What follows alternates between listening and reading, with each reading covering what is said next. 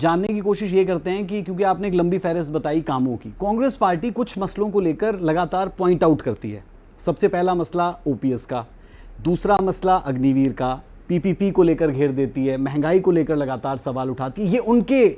ये उनकी कमान के वो तीर है जिससे वो सत्ता के शिखर पर काबिज होना चाहते हैं, 10 साल के सूखे को मिटाना चाहते हैं। फॉल्स है, उन्होंने अग्निवीर का भी बड़ा गलत प्रोपेगेंडा किया हुआ है। हमने ये देखिए ना, हमने जैसे बीएससी होती है, बीए होती है, बीकॉम होती है, तो ऐसे ही अग्निवीर हमने लिए और लेने के बाद उनको एक डेफिनेट स्टाइपेंड भी दिया।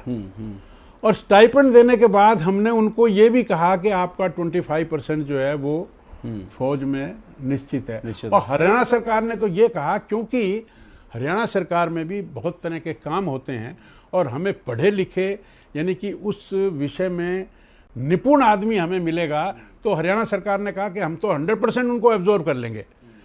अब जो एक ट्रेनिंग पीरियड होता है, उस ट्रेनिंग पीरियड में हमने एक स्टाइपेंड भी दिया और एक को तैयार किया। और बाहर के देशों में तो मैंडेटरी होता है सबके लिए कि कोई 18 साल का हो गया तो 18 से 20 साल तक उसको फौज में जाना ही पड़ेगा। यूरोपियन कंट्रीज में ज्यादा है जी। तो ये उस तरह का काम था और ये बड़ा अच्छा काम था। अब उनका क्या, उन्होंने तो ये कहा कि इन्होंने तो 400 पार का नारा दे दिया, और 400 पार का नारा दे दिया तो ये तो संविधान को खत्म करेंगे। तो बरगला दिया उन्होंने कांग्रेस वालों ने। तो आप ये मान रहे हैं उनकी 2-4 सीटें आ गई। ठीक है, तो आप ये मान रहे हैं कि आप लोग समझा नहीं पाए जनता को, और अब आपने ऐसा क्या कर दिया है कि जनता समझ गई है? क्योंकि कुछ कोटा हरियाणा में भी दिया गया है। अभी अगर देखें अग्निवीरों के लिए 10% को आरक्षित किया गया है, तो वो बेटर स्टेप है। लेकिन काट की अंडी बार बार नहीं चढ़ती है। तो आपको लग रहा है कि ये मुद्दा इस बार आपके लिए नेगेटिव नहीं, पॉजिटिव में आने वाला है? बड़ा आश्वस्त हूँ और जनता के प्रति भी मैं बड़ा आश्वस्त हूँ।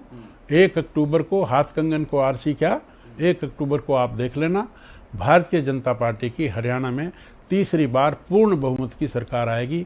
ये मुझे ऐसे नजर आ रहा है जैसे आप मेरे सामने बैठे हो।